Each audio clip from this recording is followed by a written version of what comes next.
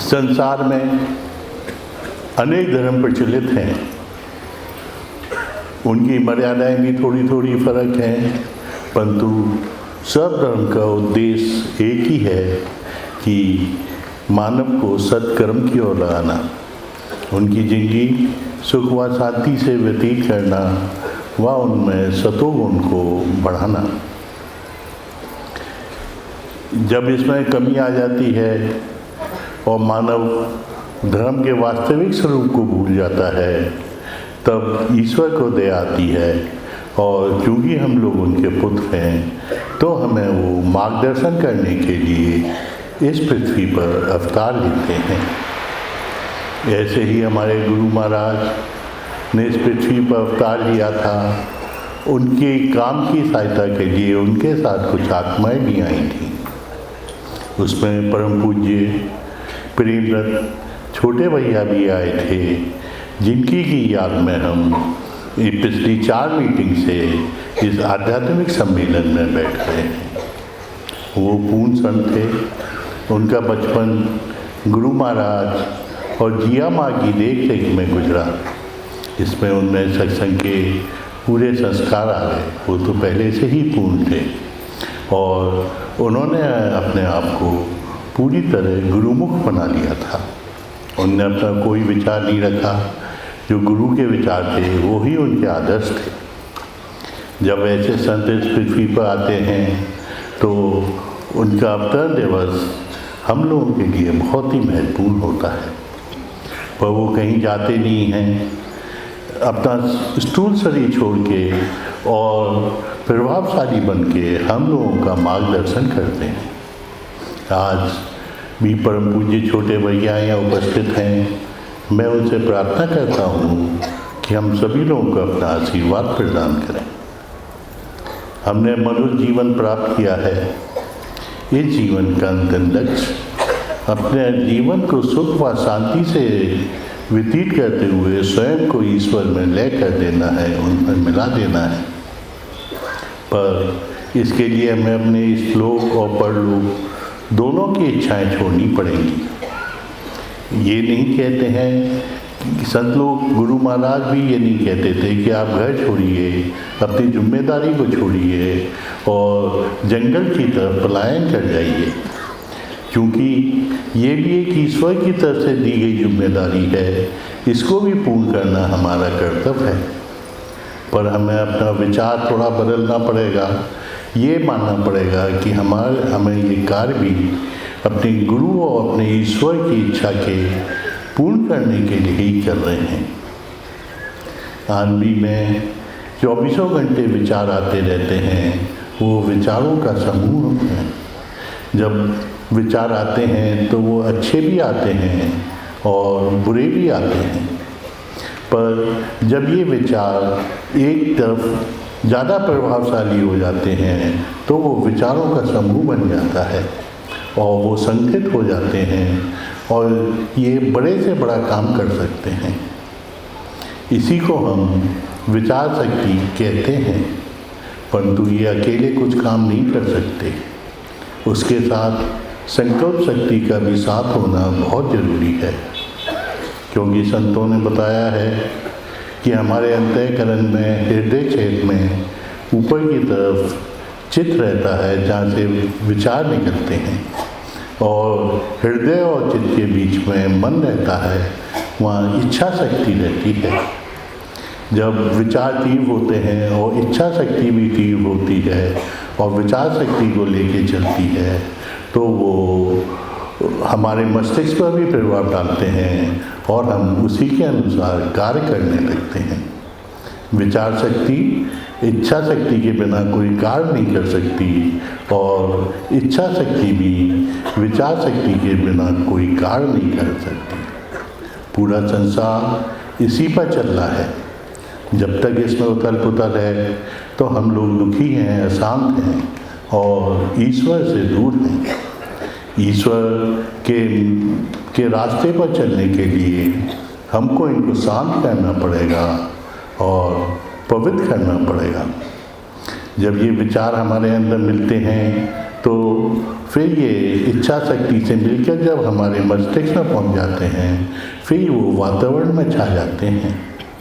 वातावरण में हर एक तरह के विचार हैं, पर जिसको मस्तिष्क को अपने अनुकूल पाते हैं उसी में वो घुस जाते हैं और अपने प्रभाव में लेकर उससे वही कार्य कराने लगते हैं।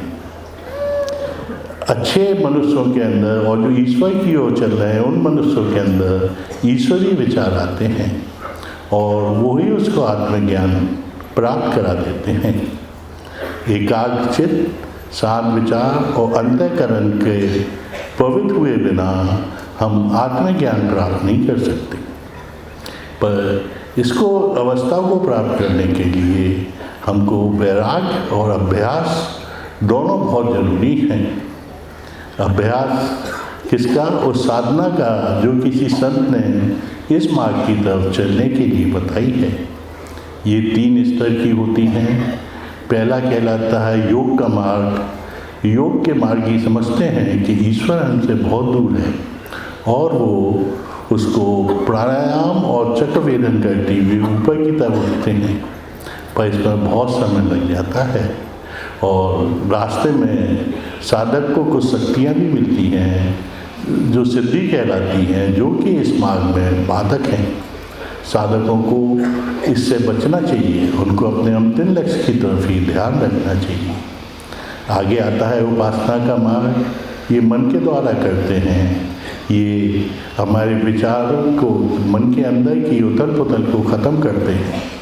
और उसके बाद है ज्ञान का मार्ग, जो कि हमारी बुद्धि और विवेक शक्ति को तीव्र करते हैं, जिससे हमें आत्मज्ञान का प्राप्त होता है।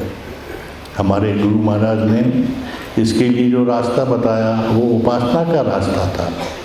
जब हम अपने विचारों का अपने अधिकार में कर लेंगे और ईश्वर की ओर में झुका के एकाग्र करके शांत कर लेंगे तो बाकी सब तो अपने आप ही ठीक हो जाएगा। जो इसके लिए उन्होंने साधना बताई है वो बहुत ही शक्तिशाली साधना है।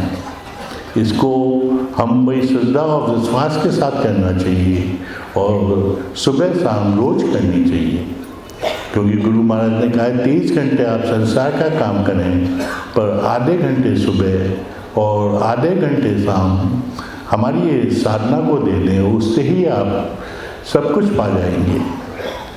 पर जब हम साधना करें तो ये ध्यान में रख के करें कि गुरु महाराज स्वयं चेतन रूप में वहाँ उपस्थित हैं और जो माया का प्रभाव से कुछ विघ्न आते हैं, जैसे कभी आलस में, कभी गप्पों में और कभी ये सोच के ये साधना हमारी ये ठीक नहीं है, आदमी साधना नहीं करता है, तो उससे साधक को बचना चाहिए। उसे रोज़ शाम, सुबह और शाम साधना करनी चाहिए। इसमें अगर विघ्न पड़ता है, किसी दिन का गैप पड़ जाता है, तो वो थोड़ा पीछे हट जाता है। परंतु बहुत सारी अवस्थाएं ऐसी होती हैं जो हम अकेले साधना करके नहीं पार कर सकते।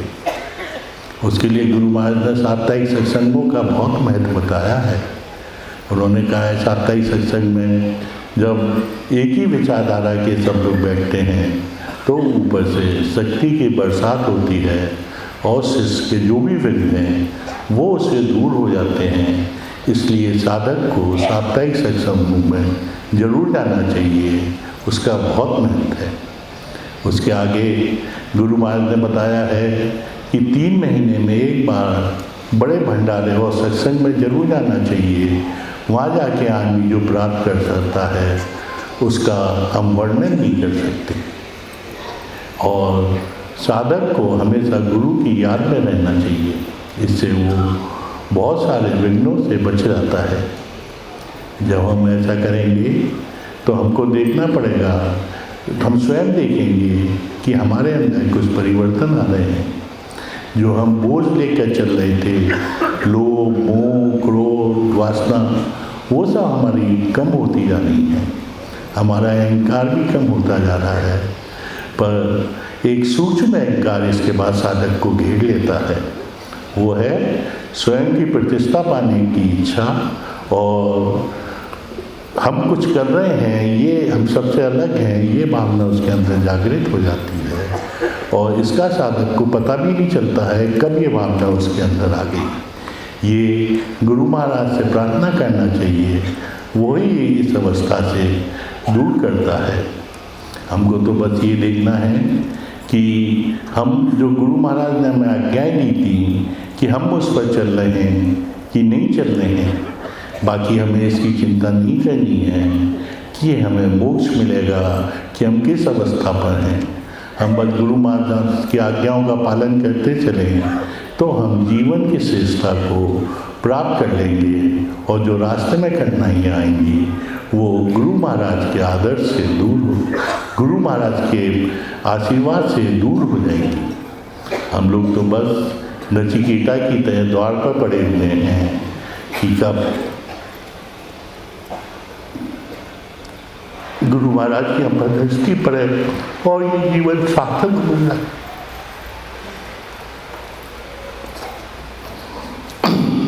मेरी उनसे प्रार्थना है कि वो यहाँ उपस्थित सब अपने प्रेमी को आशीर्वाद दें, जिससे कि वो उनके बताए हुए आदर्शों और मार्ग पर चल सके।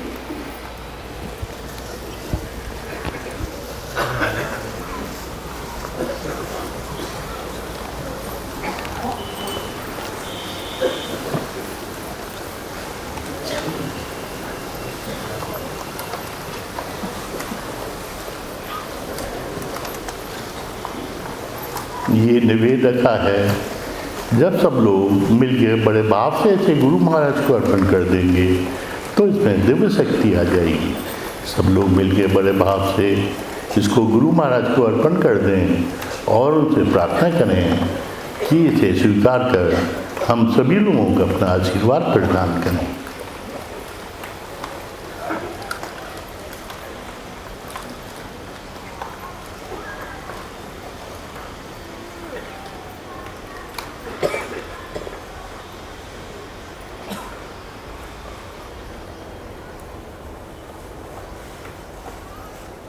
बस।